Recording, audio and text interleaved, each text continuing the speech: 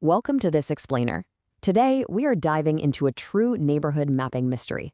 We're actually reviewing chapters 19 through 21 today, focusing heavily on OSPF concepts, implementation, and network types. Have you ever sent an email or streamed a video and wondered exactly how that data instantly knows the right path to take across a globally massive, tangled web of connections? Well, it all comes down to a brilliantly designed protocol called OSPF, and we're going to unlock exactly how it works. Think about this for a second. How does a router, sitting in a dark, isolated server room, instantly know the absolute fastest path to the other side of the world?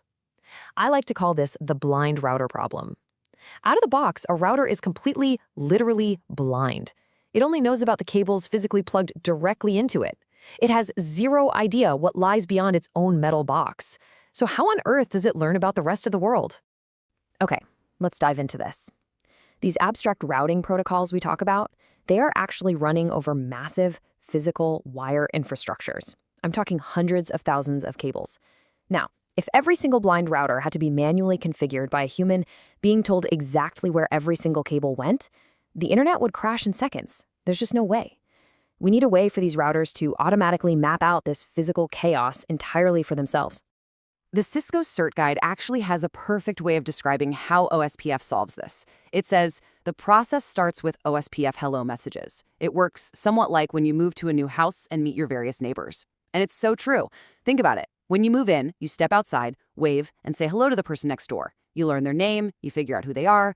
OSPF routers do the exact same thing on the network. But how do those simple little hellos actually turn into a massive global map?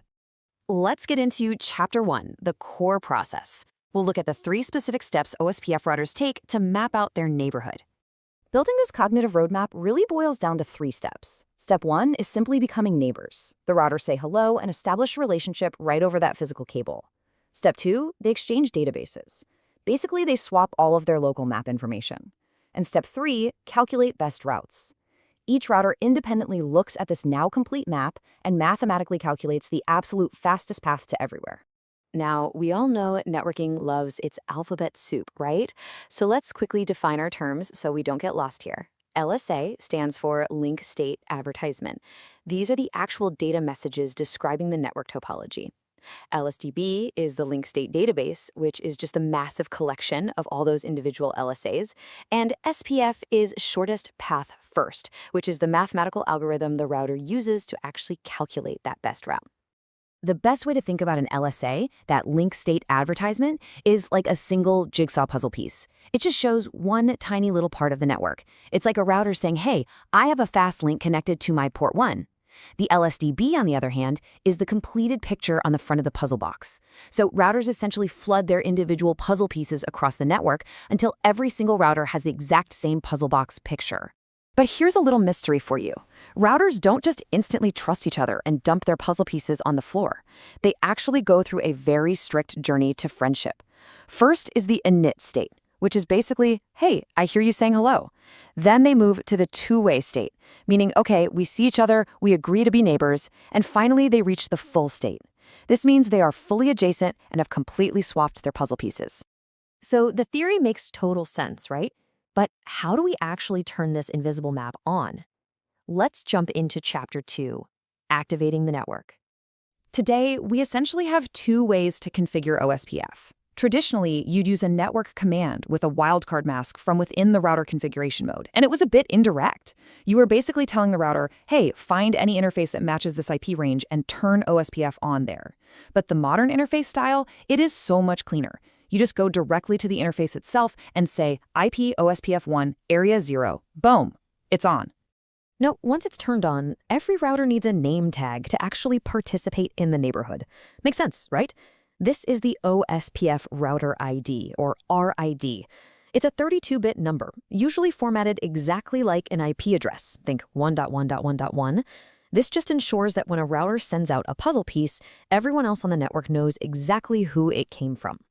And once all those maps are exchanged, how does the router actually decide which path is the best? Well, it uses the OSPF cost metric. The formula is simply a reference bandwidth divided by the interface bandwidth. The big takeaway here, OSPF loves fast links. A high bandwidth fiber link is going to result in a much lower cost score. And OSPF is always going to choose the path with the lowest total cost. But what happens when our quiet little neighborhood turns into a massive, noisy city block? That brings us to Chapter 3, bosses, backups, and breakdowns. Let's talk network politics.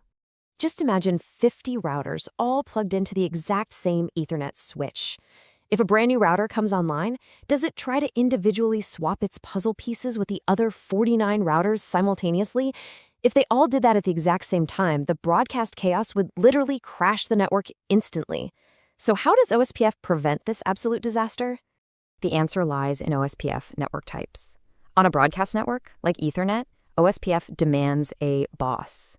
It actually holds an election and picks a designated router, the DR, and a backup, the BDR.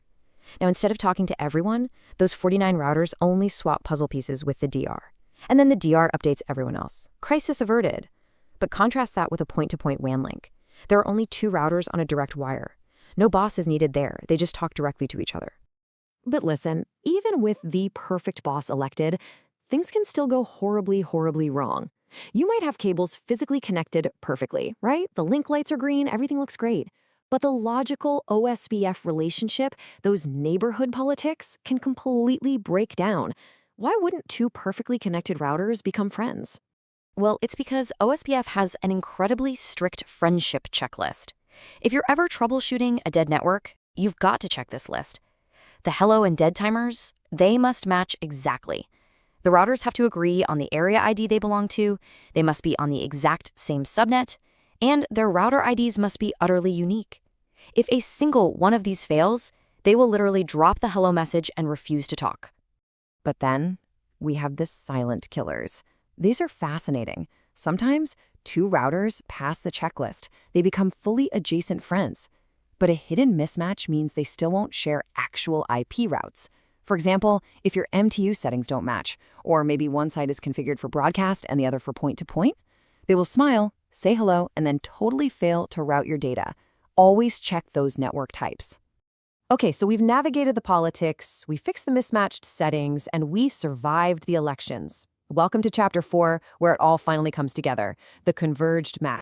So, the absolutely crucial point here is this: full convergence. This is the ultimate goal. Out of all the chaos of cables and timers and elections, every single router in the area now shares an identical, mathematically perfect link state database. The blind routers can finally see. They all look at the exact same picture on the puzzle box, they run their shortest path first algorithm, and they know exactly where your data needs to go. And you know, this isn't just theory.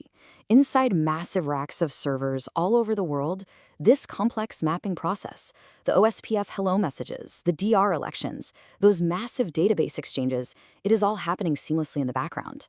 It's continuously adjusting to failed links and new hardware, literally keeping the internet alive. Which really brings me to a final thought for you. This hidden hyper-fast communication happens millions of times a second just to route the video data for this very explainer right to your screen. OSPF is really just one piece of the puzzle. So what other invisible, brilliant mechanisms is your network hiding? Keep learning, keep exploring, and we'll see you on the next explainer.